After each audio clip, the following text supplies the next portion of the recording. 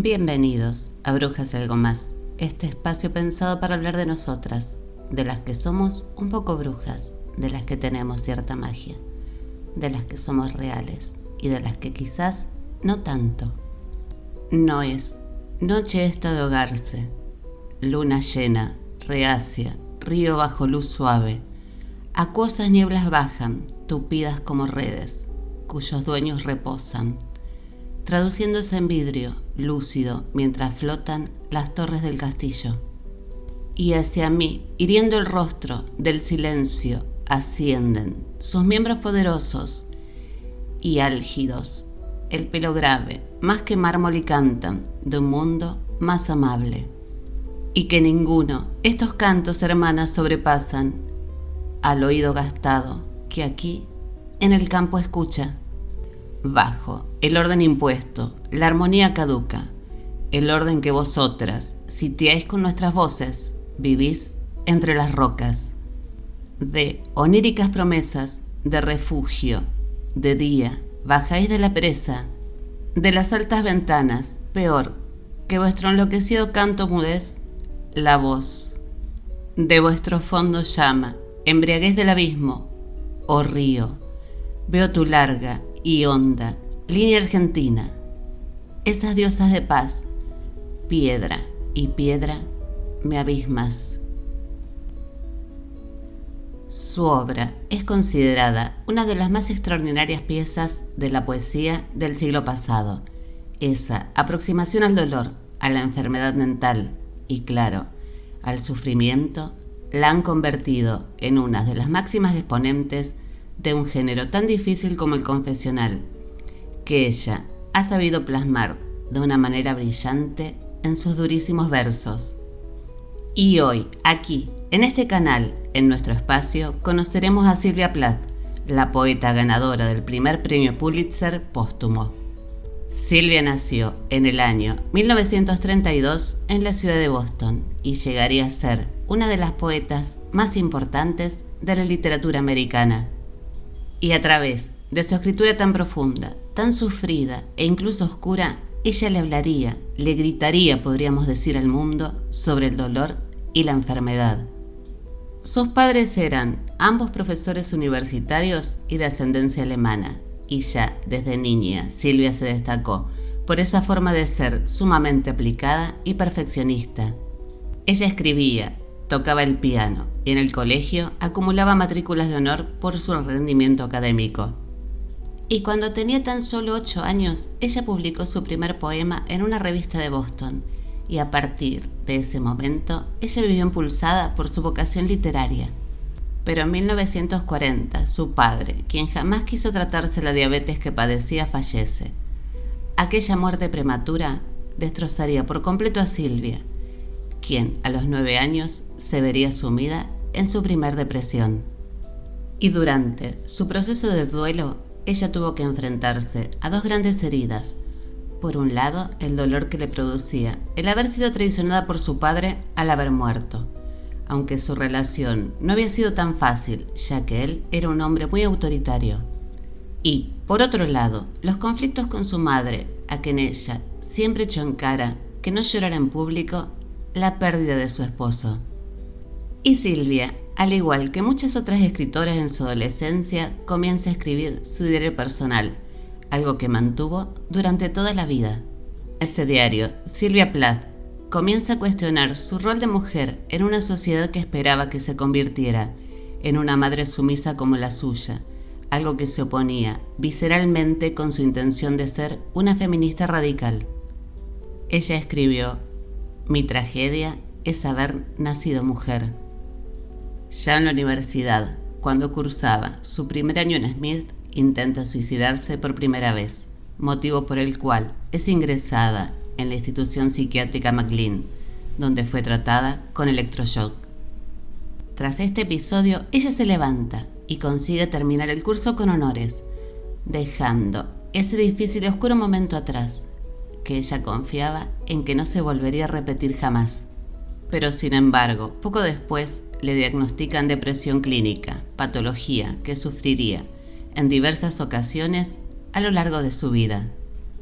A pesar de todo, ella siguió adelante con su carrera universitaria y gracias a sus sobresalientes notas obtiene una beca que le permitió ir a estudiar a la Universidad de Cambridge en Inglaterra. Y es entonces que ella conoce al poeta inglés Ted Hughes, con quien se casa en 1956. Durante todo este tiempo, Silvia continuó escribiendo y publicando algunos relatos y poemas en el periódico universitario. Después de la boda, la pareja de escritores decide trasladarse a los Estados Unidos, donde residieron durante 2 años. Allí, ella comienza a dar clases, donde había hecho sus estudios universitarios, y continúa, claro, con su producción literaria. Sin embargo, no pasaría mucho tiempo que descubriera que su marido coqueteaba con las estudiantes, quebrándose así por completo el idilio romántico. Pero llevada por una profunda ambición literaria, Sylvia Plath asiste al seminario de Robert Lowell, donde coincide con la poeta Anne Sexton, convirtiéndose ella en su amiga, y con el correr del tiempo, una de las autoras con la que más se la ha comparado. Luego Silvia descubre que esperaba un hijo y decide regresar con su marido al Reino Unido. Allí, primero residen en Londres, para luego mudarse a un pequeño pueblo de Devon. Allí da luz a Frida, su primera hija, y además publica su primer poemario llamado El Coloso. Un año más tarde, ella recita en la BBC de Londres su famoso poema Tres mujeres, donde narra la maternidad desde una perspectiva feminista y pacifista. En este poema también habla del aborto que sufrió meses después de tener a su hija y de cómo el dolor la había sumido en una profunda y completa oscuridad. Esta experiencia iba a terminar su estilo poético, ya que a partir de entonces comienza a escribir con la intención de que sus poemas sean leídos en voz alta. En 1962 nace Nicolás, su segundo hijo, y poco después ella decide separarse de su marido. La relación entre ambos, que ya se había arruinado en los Estados Unidos, fue aún peor al descubrir ella sus infidelidades y padecer sus malos tratos. Y la poeta, nuestra protagonista de hoy, regresa a Londres, donde trata de empezar una nueva vida. Ese invierno fue una de sus épocas más duras, sola, con 2 niños, lejos de su país natal, enferma y además con problemas económicos, cae una vez más en ese lugar tan oscuro de su mente. En enero de 1963, ella publica su primera y única novela, La campana de cristal, relato semi-biográfico que se centra en Esther Greenwood, personaje ficticio, una periodista que sufre inestabilidad emocional, lo que la lleva a un episodio depresivo.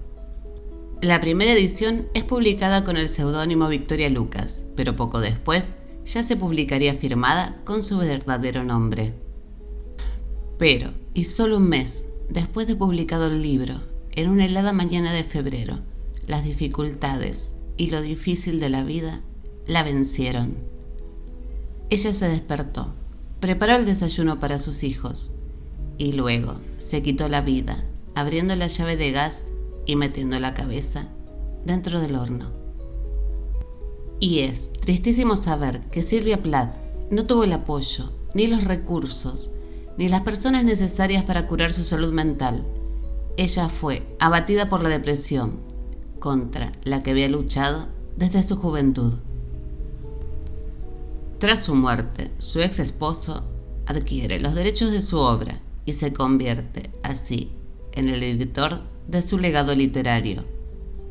En 1965, él publica el poemario Ariel, donde están recopilados escritos por ella en los últimos meses de su vida.